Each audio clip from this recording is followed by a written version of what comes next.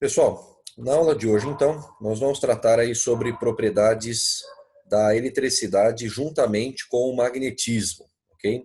A gente vai revisar uma experiência importante que a gente comentou lá no comecinho do módulo 5, tá?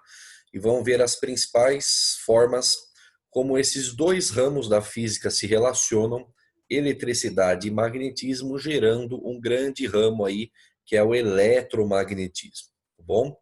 A gente vai ver, pessoal, que campos elétricos e campos magnéticos, eles não existem separadamente, tá? Campos elétricos geram magnéticos e magnéticos geram elétricos. Na aula de hoje a gente vai ver como campos elétricos geram campos magnéticos. E na semana que vem, já que essa é uma semaninha mais curta aí, temos um feriadinho bacana. Na semana que vem a gente vai ver a indução eletromagnética lá de Faraday, que é o mesmo cara lá da gaiola, que daí os campos magnéticos geram os elétricos, tá bom? Então vamos juntos aqui então. Relembrando, pessoal, que a gente viu no comecinho lá do módulo anterior, que era a experiência de Ørsted. Alguns chamam de Ørsted, mas enfim. O que o Ørsted percebeu, pessoal? Que quando uma bússola era aproximada de um circuito elétrico, ou pelo menos de um fio, e nesse fio passava corrente elétrica, essa bússola sofria um desvio, que na física a gente chama de deflexão. Deflexão da bússola, ela é desviada dependendo do sentido da corrente. Por quê? Porque quando a corrente ela era invertida, como se invertesse os polos lá da pilha, a gente viu que isso inverte o sentido da corrente, né? Aí a bússola ela girava para um outro sentido. Então realmente, pessoal, isso lá em meados de 1800, 1820, foi a primeira vez que foi percebido como correntes elétricas funcionavam como ímãs e produziam campos magnéticos, propriedades magnéticas, de tal forma que uma bússola se alinhasse com esse campo magnético externo de acordo com as propriedades dela própria, ok? Então essa experiência abriu realmente aí um novo ramo da física de junção desses dois grandes grupos e muita gente começou a trabalhar com isso aí. O Maxwell, né, o James Clerk Maxwell, talvez tenha sido o grande expoente aí do eletromagnetismo, da junção dessas duas áreas que anteriormente eram aparentemente desconexas, tá bom? Vou mostrar para vocês, pessoal, um videozinho bem curtinho. Um cara, ele explica realmente esse fenômeno, né, da eletricidade juntamente com o magnetismo, e depois ele mostra uma experiência, né, de um fio lá com corrente, de uma espira, e como que isso muda, né, o sentido lá da bússola, tá bom? Fiquem atentos aqui. Deixa eu só conferir se eu compartilhei junto com o áudio no meu computador. Agora sim. Antes estava só com a tela. Vamos lá então. Experiência de Ørsted. Todos estão Até ouvindo? 1820, os cientistas acreditavam que os fenômenos elétricos e magnéticos eram totalmente independentes entre si. O físico dinamarquês Hans Christian Ørsted notou que isso não era verdade ao observar que uma corrente elétrica, passando por um fio condutor, desviava a agulha de uma bússola colocada próxima. Assim, ele concluiu que a corrente elétrica no fio se comportava como um ímã, provocando o desvio da agulha da bússola. Essa descoberta foi fundamental para a unificação da eletricidade com o magnetismo, que passaram a constituir um importante ramo da ciência denominado eletromagnetismo. Na experiência original, Ørsted utilizou um fio retilíneo colocado sobre a agulha de uma bússola. Na demonstração gravada neste vídeo, foram utilizadas várias espiras de fio de cobre e duas bússolas, de forma a proporcionar uma melhor visualização. Você irá observar que, quando a corrente elétrica passar pelo fio, as agulhas irão se posicionar de forma perpendicular às espiras. Quando a corrente cessar, as agulhas voltarão à sua posição original. Em seguida, será invertido o sentido da corrente elétrica. Com isso, as agulhas apontarão para o sentido contrário ao observado anteriormente, o que comprova que o sentido do campo magnético possui relação direta com o sentido da corrente elétrica. Grave essa frase e agora perceba a experiência. Duas bússolas estão conectadas aqui próximas ao circuito. Quando eu conecto a pilha, percebe só o giro que as agulhas fazem. Só que agora, se eu inverto o circuito, inverto a polarização, olha o que acontece com a agulha.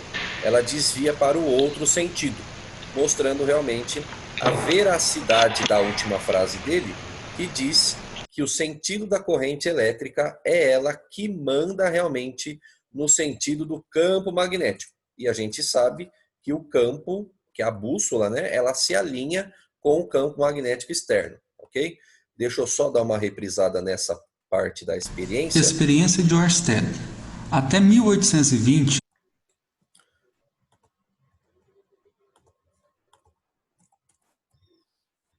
Deixa eu achar aqui. Experiência de Oersted. Até 1820, os cientistas acreditavam que os fenômenos elétricos e magnéticos eram totalmente independentes entre si. O físico... Nossa, não estou conseguindo selecionar o vídeo aqui. Aqui, agora foi. Vou avançar só para a parte da experiência aqui. A partir daqui, mais ou menos.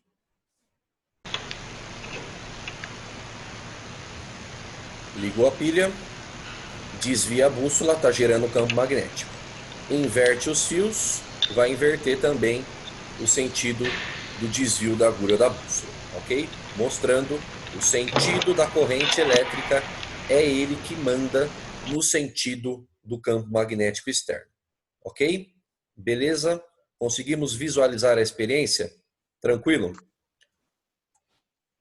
Pessoal, existe uma regra que foi criada pelo Ampère, tá? O mesmo Ampère lá que dá o nome lá para a unidade da corrente, foi esse cara que inventou, que descobriu a relação, né, entre o sentido da corrente e o sentido do campo magnético. E essa regra foi batizada de regra da mão direita. Alguns chamam também de regra do parafuso, enfim, tá? Então, pessoal, vamos treinar juntos aqui, tá bom? Vimos no módulo passado a regra da mão esquerda, treinamos vários exercícios, né? Força, campo e velocidade, ok? A regra da mão direita, pessoal, ela é bem mais simples, ok? Vamos treinar juntos, então? Vamos lá, todo mundo, mãozinha direita, ok?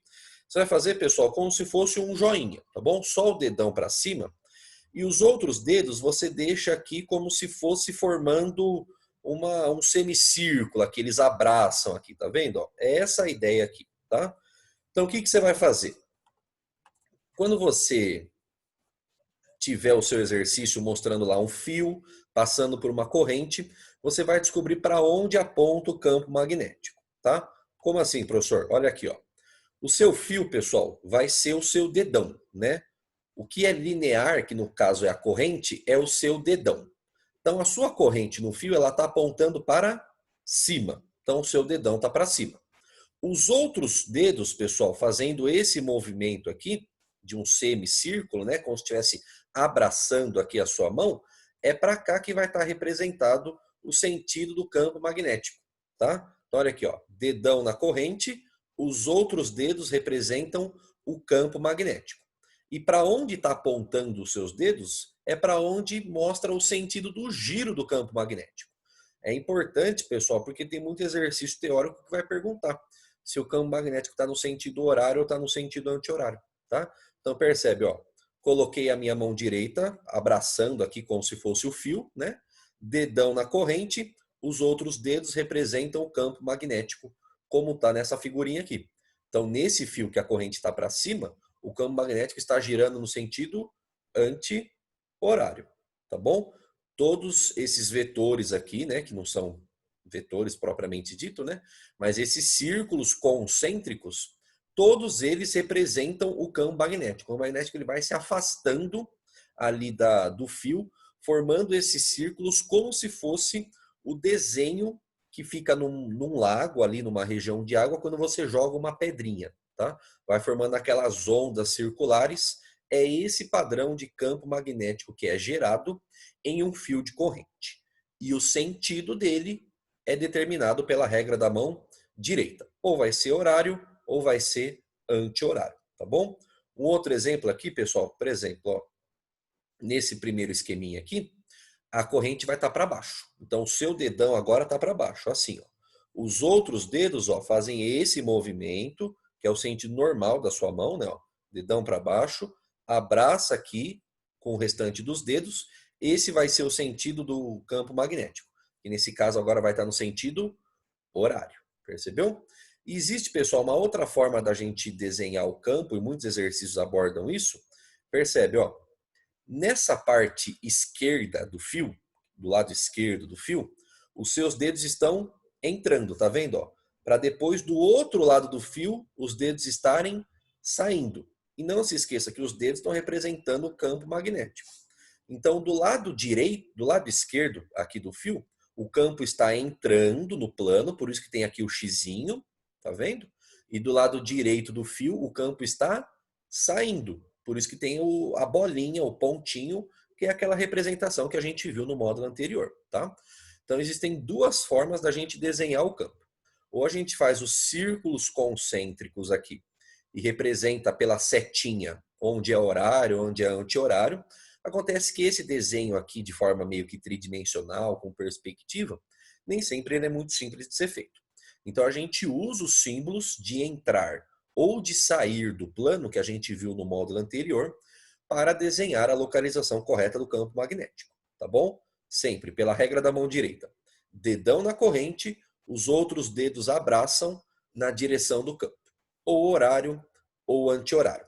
Percebe aqui no desenho, nesse segundo desenho aqui, a corrente está para cima, o campo vai estar no sentido anti-horário. Então, do lado esquerdo, ele sai do plano para entrar no plano do lado direito. Por isso que aqui é bolinha e aqui vai ser o xizinho, tá bom? Então, fiquem atentos com essas representações de campo entrando e saindo, formando círculos concêntricos, que ela é muito útil e aparece em várias representações aí de enunciados de exercícios. Pessoal, alguém não entendeu? Alguém quer tirar alguma dúvida, fazer alguma pergunta sobre a regra da mão direita? Esse cara vai ser muito importante para a gente aí em exercícios. Alguém quer participar da aula, mandando aí no chat, abrindo o microfone, fiquem à vontade, ok?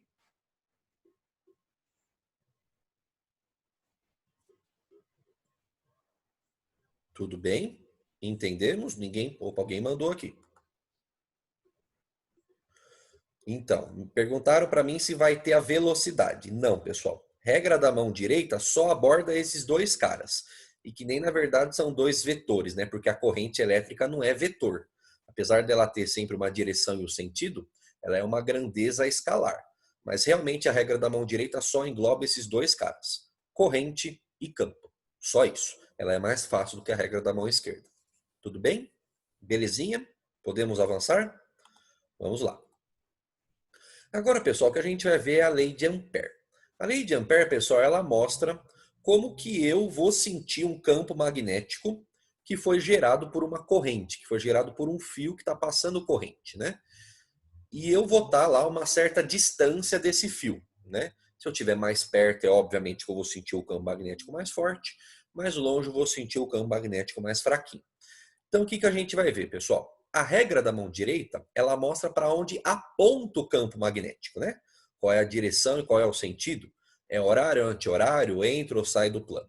Agora, a lei de Ampère, ela mostra o valor do campo magnético, para a gente fechar o combo, que é o vetor, módulo, direção e sentido, tá bom? Então, olha esse esqueminha aqui, pessoal. Eu tenho um fio, esse carinha aqui em azul, está passando uma corrente I, está dizendo que está para cima, tá bom? Pela regra da mão direita, pessoal, vamos fazer junto, ó. Se a corrente está para cima, dedão para cima, tá aqui, ó. Os outros dedos, pessoal, representam o campo, que está fazendo aí o giro no sentido anti-horário. Conseguiu ver isso? Dedão para cima, girando aqui no sentido anti-horário. E é esse círculozinho aqui em vermelho que está representando o campo magnético, ok? Vamos supor, pessoal, que eu esteja aqui no meu ponto P. Você está aqui no ponto P de pato. Você está a uma distância Dzinho, tá bom? Do fio. E eu quero saber quanto que vale o campo magnético nesse ponto. Pelo desenho anterior, pessoal, a gente viu que tem vários círculos, né? É aquela ondinha lá circular na água. Então, para cada ondinha, né, para cada linha de campo, eu vou estar a uma certa distância do fio. Então, mais perto eu sinto o campo mais forte, mais longe eu sinto o campo mais fraquinho. Por isso que essa distância até o fio, ela precisa ser considerada no cálculo do campo. A lei de Ampère, pessoal, é essa equação bonitinha aqui, tá bom? Essa aqui você precisa colocar numa moldura mais uma e pendurar no seu quarto, tá bom? o campo magnético B é igual a uma constante, que eu já vou conversar sobre ela, tá? Isso aqui é um número tabelado, vezes a corrente elétrica I, tudo isso dividido por 2π, vezes a distância do ponto que eu estou até o fio que está passando a corrente, tá bom? Então, olha aqui, colocando cada carinha, como eu comentei com você. O B é o campo magnético, que a gente sabe que é medido em Tesla no sistema internacional, vimos isso no módulo passado. Corrente elétrica I, medida em ampere, já sabemos isso. D, como eu comentei, é a distância do ponto de interesse até o fio, que é medida em metros. Esta constante, pessoal, esse número na física muito importante, essa letrinha grega, pessoal, é o Mi, que nem a nota musical, Mi. É uma letra do alfabeto grego.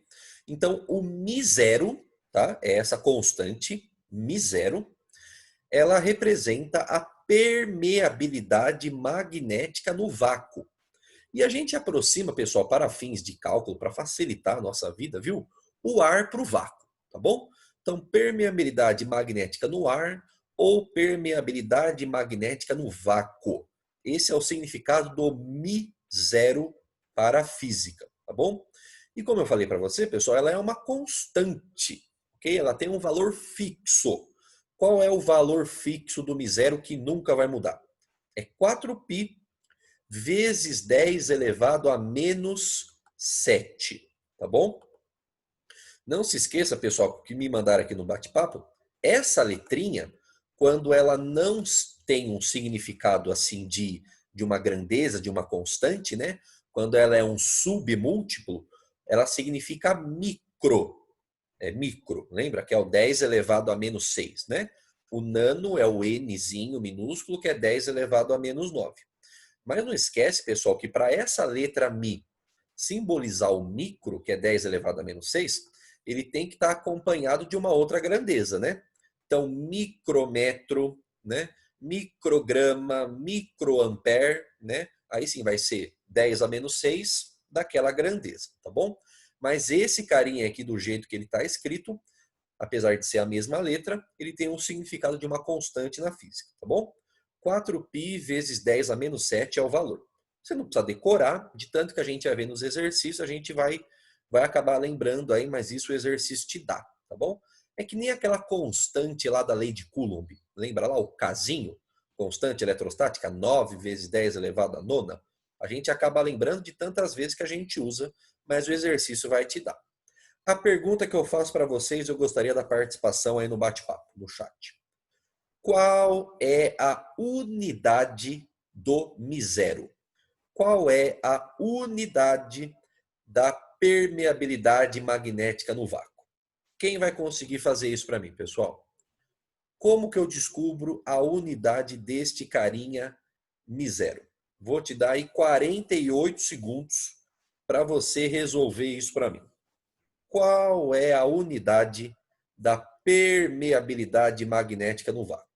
Lembra aquilo que eu sempre te falo, pessoal. A mesma conta que você faz com número, você faz com unidade. Ok? Vamos ver. Exatamente, pessoal. Tem que isolar o Mi. Já me mandaram aqui a dica, né? Isolando o Mi e colocando as unidades das outras grandezas, você descobre a unidade da permeabilidade, tá bom? Faz aí, vou te dar um tempinho, me manda no bate-papo o que você conseguiu descobrir. Vamos lá. Vamos trabalhar um pouquinho. Força, coragem, confio em você.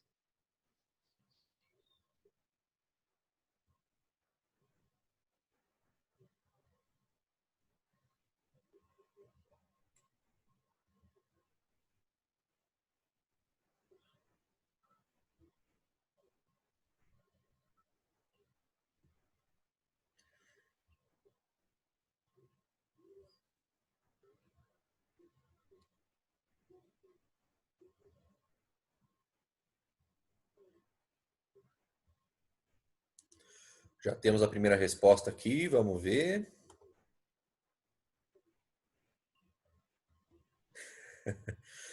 Eric, só o pi que você não precisa colocar, né? Porque o pi ele é um número, né? Ele não tem unidade, tudo bem? As outras coisas que você escreveu tá certinho. Parabéns, tá bom? Show de bola. O π é um número, então ele acaba não carregando aí a unidade. O restante você escreveu certinho. Vamos lá, mais gente mandou certo aqui para mim, parabéns, show de bola.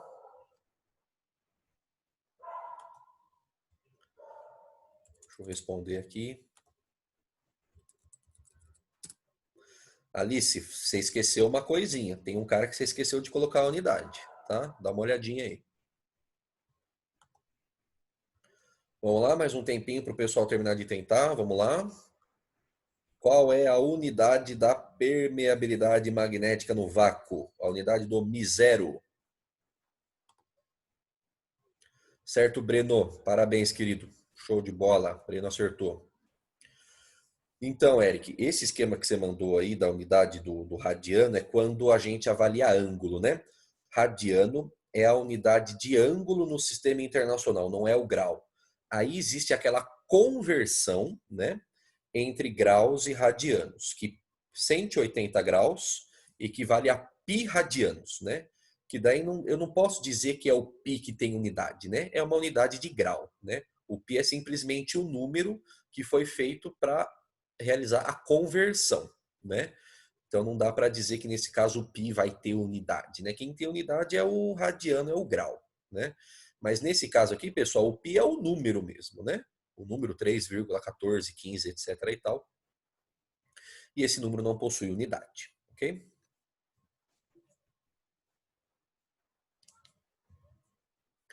Beleza? Deu tempo, pessoal? A unidade aqui, alguns mandaram corretamente. A unidade do μ0, pessoal, é essa aqui, ó. Tesla vezes metro dividido por ampere. Professor, como que faz?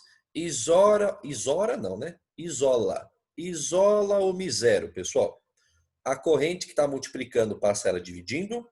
O 2π vezes a distância que está dividindo passa multiplicando, né?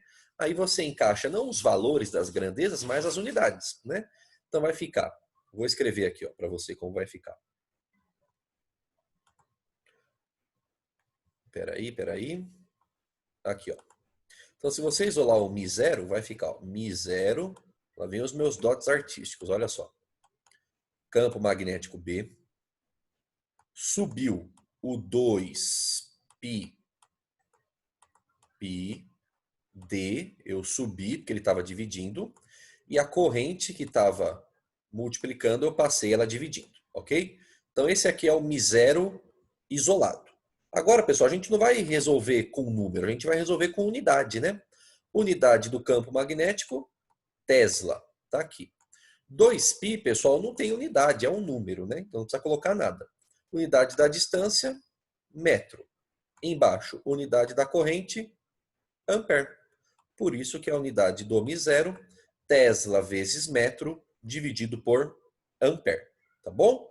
Repito que tanto o valor quanto a unidade são dados para você no enunciado. Inclusive, a unidade do μ0 te ajuda a lembrar das outras, né? Você já sabe que o campo tem que estar em Tesla, que a corrente tem que estar em ampere e que a distância tem que estar em metro. Tudo bem? Lei de Ampere, B igual a μ0i sobre 2πd. Vamos usar em muitos exercícios aí. Belezinha? Tranquilo? Show de bola? Último slide, pessoal. A aula de hoje ela é relativamente curtinha aí. A gente vai treinar exercícios aí nos próximos dias, tá bom? Para terminar, então, a gente vai ver a força magnética quando existe um fio passando por corrente, né? A gente viu, pessoal, no módulo anterior, a força magnética lá da lei de Lorentz, né? Era a força magnética que atuava numa carguinha que estava num campo magnético, né? Que era a formulinha lá do QVB. Lembra lá? Quem vê bem sem óculos, né? Essa é a lei de Lorentz, tá bom? Professor, essa é a unidade. Deixa eu só voltar aqui então para ficar claro. Essa unidade aqui em azul aqui, quem me perguntou, ó, essa aqui é a unidade da permeabilidade, do μ0. Tesla vezes metro dividido por ampere. Então, μ0 é igual a 4π vezes 10 a menos 7, Tesla vezes metro dividido por ampere. Tá bom? Essa é a informação completa do μ0. Tudo bem? Belezinha? Olha aqui, pessoal. A gente vai medir agora a força magnética, não agora numa carguinha sozinha no campo magnético. Agora a gente vai medir a força magnética num fio. num fio e nesse fio vai estar passando não uma carga, mas várias cargas em movimento formando uma corrente elétrica, ok? Quero descobrir qual é a força que passa num fio que tem corrente. Então preste atenção aqui nas informações, pessoal. O fio tem um comprimento L, ok? L é o comprimento do fio. Está passando no fio uma corrente I e tem aqui um campo magnético desenhado no meu sistema. Pessoal, mandaram aqui que tem gente brava comigo porque a aula já começou, a aula de química, eu atrasei realmente, eu peço desculpas, tá? Mas eu já estou terminando, eu prometo, depois eu mando um bombom lá para a professora Amanda, para ela não brigar mais comigo, tá bom?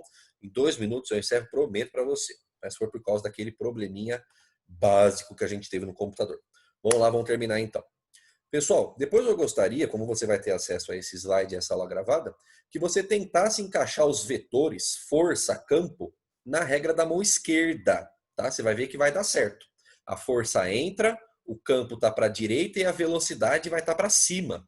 Porque a velocidade, pessoal, aponta junto com a corrente, tá bom? A corrente mostra para onde as cargas, não os elétrons, né? As cargas estão se movimentando, então a velocidade também vai estar para cima. Depois treine regra da mão esquerda aqui com esses vetores, você vai ver que vai dar certo. Para calcular essa força, pessoal, eu vou utilizar a lei de Lorentz. Quem vê bem, olha aqui, ó, força é igual a carga vezes velocidade vezes o campo. Eu vou usar esse cara para chegar na fórmula da força magnética nos fios. Como é que eu vou fazer as minhas adequações?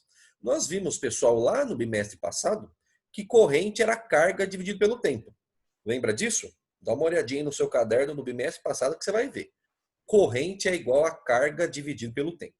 Então eu vou isolar a carga, tá bom? A corrente que está dividindo eu vou passar para cá multiplicando. Então carga é igual corrente vezes tempo. Entendeu o que eu fiz? Só passei esse cara aqui para cima multiplicando. Beleza?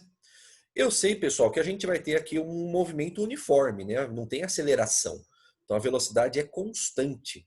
Quando a velocidade é constante, lá do primeiro ano do ensino médio, lá do 9º ano, né? A gente sabe que velocidade pode ser medida por ΔS dividido por ΔT. Fórmula mais famosa aí da física, né? Só que agora, pessoal, o ΔS, a distância percorrida aqui, é o próprio comprimento do fio. Concorda comigo? Então, no lugar do ΔS, eu vou colocar L, comprimento do fio. O ΔT é o mesmo. Então, olha o que aconteceu. Eu vou substituir a carga na força magnética, essa expressão aqui que eu fiz, e vou substituir a velocidade na força magnética, essa outra expressão que eu fiz. Então, olha como ficou aqui, ó. Carga, corrente vezes tempo. Velocidade, comprimento do fio dividido pelo tempo, vezes o campo magnético, que eu não mudei nada, né? Então, olha o que a gente conseguiu fazer, pessoal. Eu tenho um tempo multiplicando e tenho um tempo dividindo. Eu posso cancelar esses dois caras. Percebeu? Olha o que sobrou. Sobrou a corrente I, sobrou o comprimento do fio L e sobrou o campo magnético B. Como eles estão multiplicando, eu só troquei a ordem, pessoal, para ficar de um jeitinho mais fácil para você lembrar, tá bom? Força magnética é a formulinha do Bill, pessoal. Olha aí, ó. F igual a Bill. Campo vezes corrente vezes o comprimento do fio. Essa é a fórmula originária da lei de Lorentz para a gente calcular força magnética em fios que passam corrente. A força é igual ao campo vezes a corrente vezes o comprimento do fio, formulinha do Bill, tá bom? A gente vai utilizar bastante esse carinha aí nos exercícios, tá bom? Pessoal, por hoje é isso. A aula é mais curta realmente, era para eu ter acabado antes se não tivesse aquele probleminha com o computador, tá bom? Mas eu libero para você a aula gravada, libero os slides e a partir de amanhã e quarta-feira a gente treina aí bons exercícios. Belezinha? Vamos lá para a aula de química, senão ela vai fazer uma reação para me derreter vivo. Beijo para vocês, pessoal. Fiquem com Deus. Tamo junto. Até mais. Tchau, tchau.